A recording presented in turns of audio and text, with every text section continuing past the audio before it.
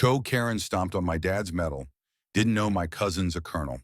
The community center smelled like stale coffee and old wood, but to me, it was sacred ground. My dad's war medal, a bronze star earned in the jungles of Vietnam, sat proudly in a glass case at the center of the room. Tonight, I was unveiling it to the neighborhood, a tribute to the man who taught me courage before cancer took him last spring. But Karen, our HOA's self-appointed queen, strode in like she owned the place. Her heels clicked like gunfire on the hardwood.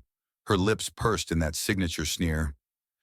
"This display is tacky," she declared, loud enough for the whole room to hear, her manicured finger jabbing at the case.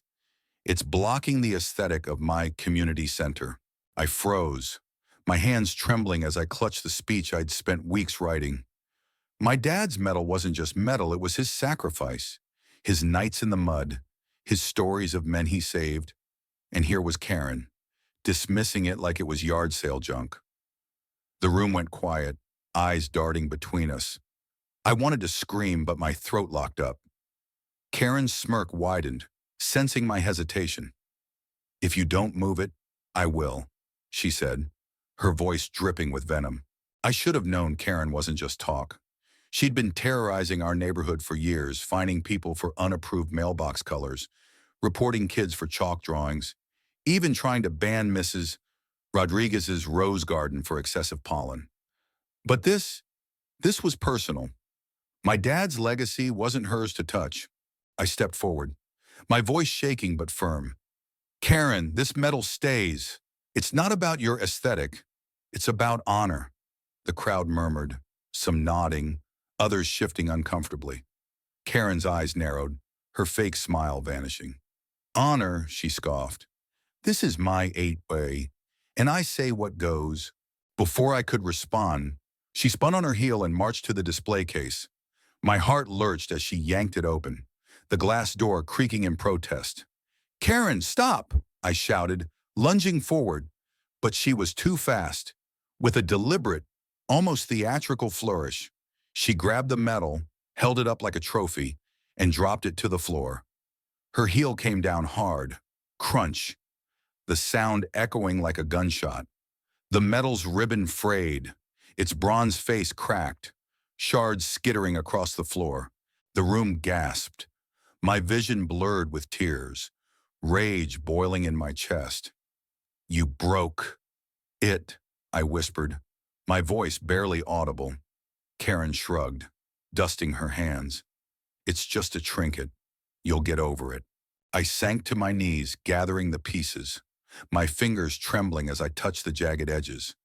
Each fragment felt like a piece of my dad, shattered all over again. The crowd was whispering now, some outraged, others too stunned to speak.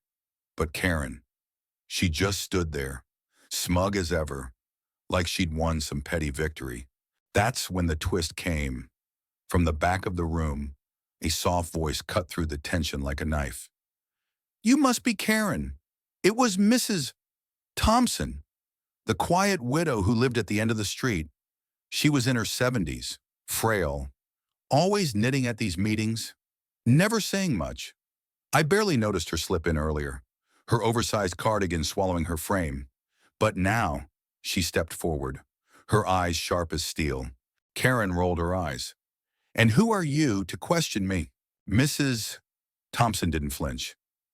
"I'm nobody," she said calmly, "but I know someone who'll care about this." She reached into her purse and pulled out her phone, her fingers surprisingly steady as she dialed. "My nephew's coming by. He'll want to see this mess."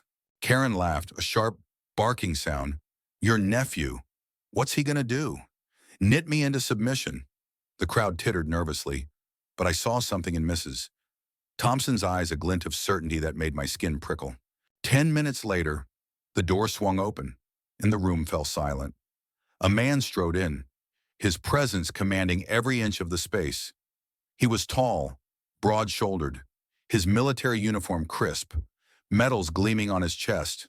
His boots clicked with authority, and his eyes dark, unyielding, locked onto Karen like a missile.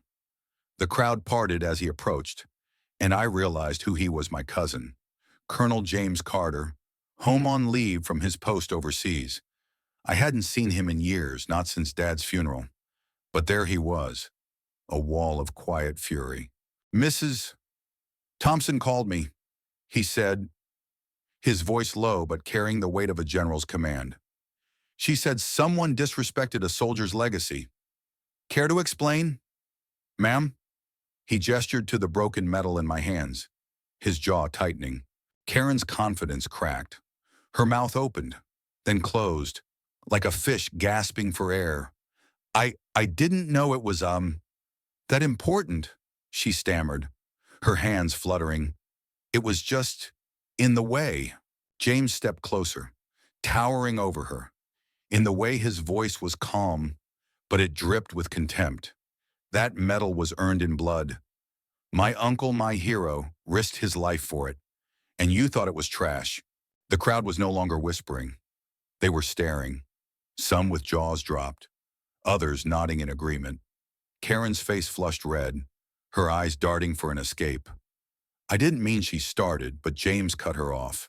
"You didn't think," he said, his voice rising just enough to make her flinch.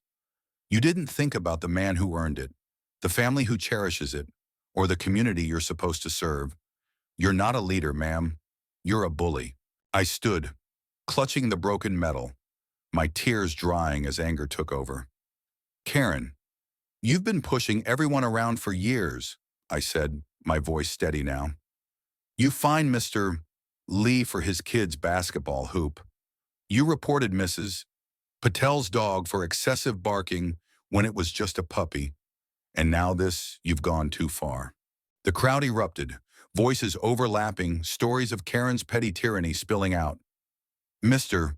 Lee stepped forward, his voice shaking. She tried to foreclose on my house over a $50 fine, Mrs. Rodriguez chimed in. She cut down my roses herself. The room was a powder keg, and Karen was the spark. She backed up, her heels slipping on the polished floor. "This is ridiculous," she snapped. "You can't gang up on me like this. I'm the HOA president." "Not anymore," James said, his voice like steel. He turned to the crowd. "I've spoken to the board. Your actions tonight and your history violate every principle of leadership, effective immediately. You're removed from your position." Karen's face went white. "You can't do that," she screeched. But the crowd was done with her. People clapped, some cheered, others just stared, their faces hard with years of bottled-up frustration. Mrs. Thompson, still standing quietly, gave a small, satisfied nod. I stepped forward, holding the broken metal up for all to see. "This wasn't just a trinket, Karen.